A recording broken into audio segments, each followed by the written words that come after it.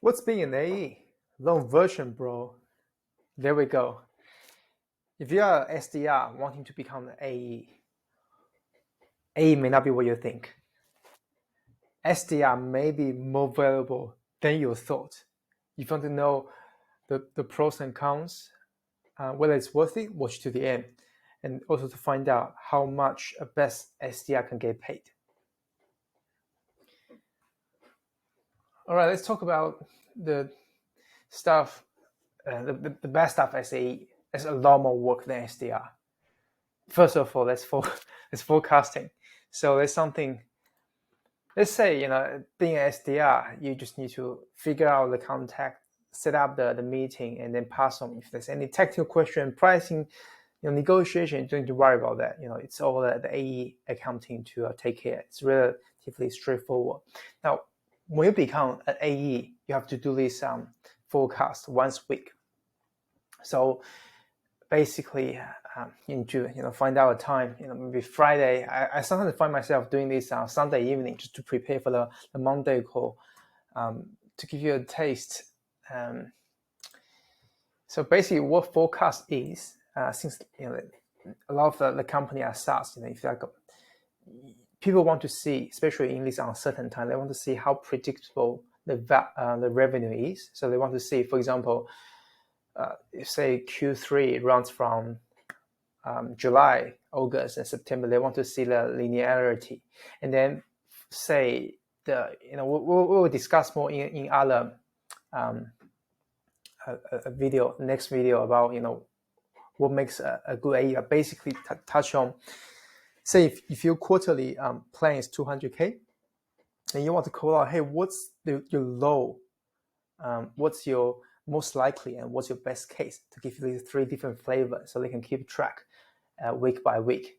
And then also you need to track what's the pipeline generation every week, and then to see where you're on target. You want to get 4 to 5 times the ratio, and also you want to give a monthly split of your most likely. July I'm going to make these, August you're going to make these, September, and then as you go on, as you close deals, when you review the last week, then there's a lot of accounting you need to do to restructure maybe some deals that have come in and later. And then typically, as you go into last month of the quarter, then it will be a even tighter forecasting. So you don't want to leave things till the last minute. I will also share something how you can avoid that from happening. Now let's forecast, and then let's come to the pipeline hygiene. Now let's face it, from SDR to AE, most likely you go into a SMB or mid-market type of role, and then it's still transactional. You can be managing multiple deals, and then this is something you may constantly be looking at. You need to update, hey, what's the close day, the next step, the current status, the right stage. So it's the right forecasting. And then if it comes to MEDDIC, you also need to fill that deal in, because there's a saying, right? If it's not in Salesforce, it's not there, it's not real. Then they want to see this, and typically, there's some things. For example, expectation will be, could be if it's in quarter deal, at least needs a weekly update, even if it's a no update. So this is something you have to use. You can't just use Salesforce. This is something like GridBuddy or Scratchpad. We can also share this in a different video to make sure you guys this hygiene, because for different deals, different stage, it can be people leaving, could be procurement, could be a partner, and also CPQ. Any idea what it is? It's basically just a quotation, sending a quote, giving out price. When I was at SDR, I thought this was walking a park, right? Just price. But it turns out, if I just had a RFI not long ago, and it turns out to be I think 8 resellers, like 8 quotes for a single customer. Leave a comment below, like how long you think that took. It was a long time. After I already know who is the partner, the email, I copy into a separate note, just everything ready to go. Do you know how long that took me? and it just lost follow-ups. When you were SDR, you have to do follow-up, but when you become AE, the follow-ups can be, like I say, people leaving, different deals. You can be following up deals 6 months ago. You can following up. Maybe you take over, like I just took over some territory where there are opportunities I inherited. Then I need to qualify them. You follow up maybe the deals like 6 months ago, 1 year ago. To follow up the sometimes the people are leaving. The champion left, the evaluator left, the sponsor left. So you have to find out how you can get in. How you can prioritize. Maybe it's the partner. The partner is not sending out a quote. Maybe they were expecting you. Sometimes the email can get trapped in the spam the spam folder. To follow up your champion to get updates. So you have got something to go into your Salesforce. You could be following up legal. It could be something the technicality their legal team or your legal team needs to work out. You can also be following up your manager for quote approval for discount. So there's a lot of things to follow up. But I would say being an SDR, it comes with advantage because you know all the sequence tool, you know how to automate and prospect. It's going to be very important in this day and age because companies are looking at more of the hunter type. Not just progressing deals, but prospecting also can scale quickly. And I will also share something like when I was taking over, my SDR skills certainly helped me to qualify deals much quicker. This is primarily the part of AE. It's a lot more work than I thought. So you have to be also be efficient. So work, an AE told me you need to work smart, not work hard. Now let's talk about, I guess, the good part of being an AE.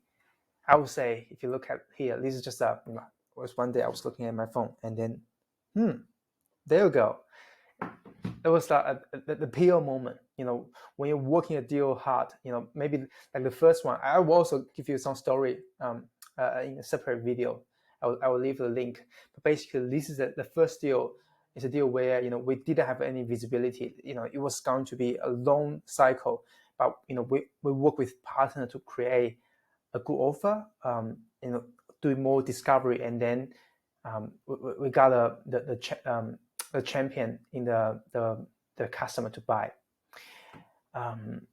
And also the second one is also another good one. It was a long cycle. I think someone may even consider. So sometimes don't judge people thinking they're just a tire kicker if things don't happen.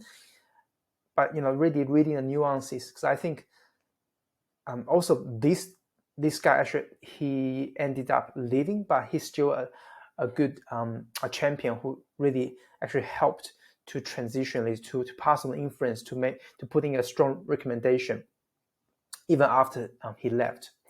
So I would say it's very rewarding when moments like this happen. Because when you go into a deal, you are nobody, right? You are a salesperson. You probably have a bad connotation behind you, and then by you, as you deliver, as you consistently show people the things, and also really being giving people options, I think is key. It's really not about persuasion, but these are things we see other people do.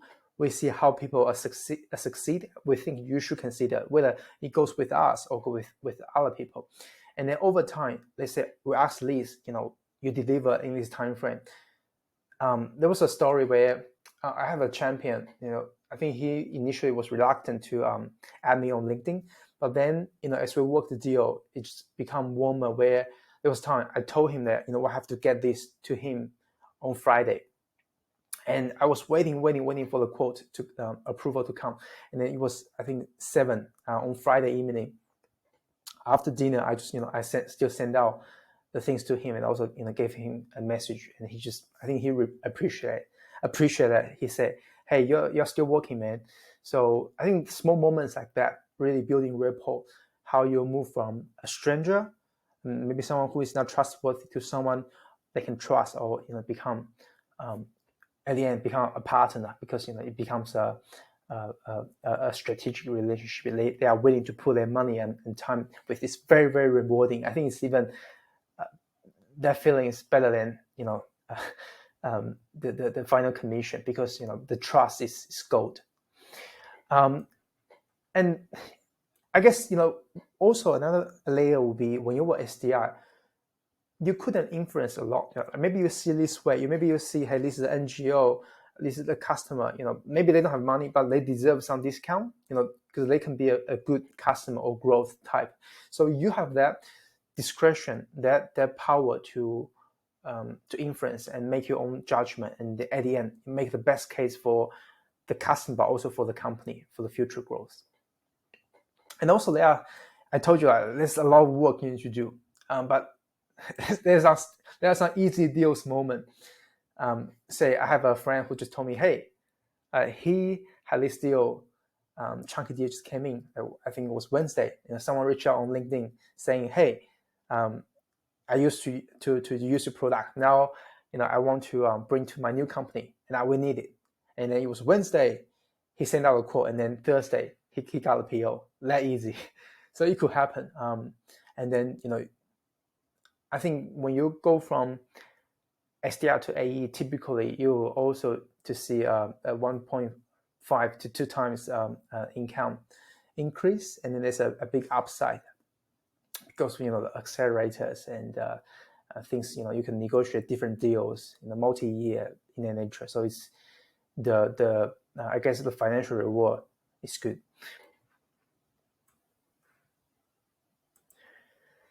Now, my thoughts, right?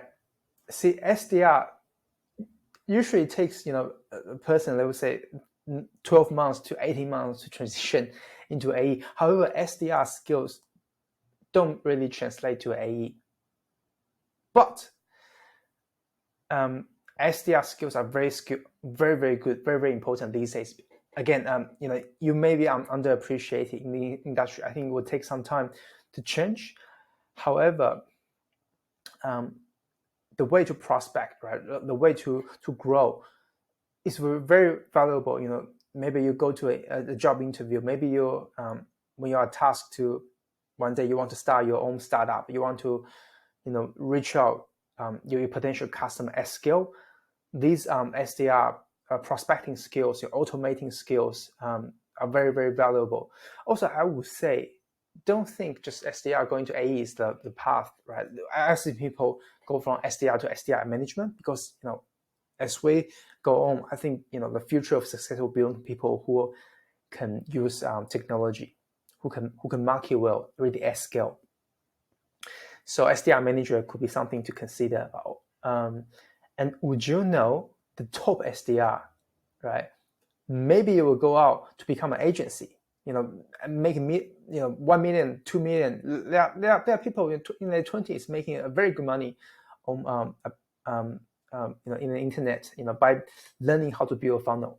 So I wouldn't say AE is your only choice. You could go SDR manager, you could go marketing, but you can also calling your own shots if you are really so good at writing copy, at building a funnel, mapping out the buying journey.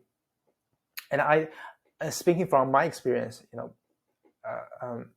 there are agencies out there making 1,500 Australian dollars to 5,000 Australian dollars per opportunity, per meeting set up. If it's a certain seniority, a certain account they set up. So I think that even the low end, it's still quite a lot. Food for thought. Now, I'm going to share also some story, how to really we touched something on elements, the forecasting, but how to become an AE, do these things. We'll unpack more. Also, the PO stories, give you the case study. Okay, now last but very importantly, this is script.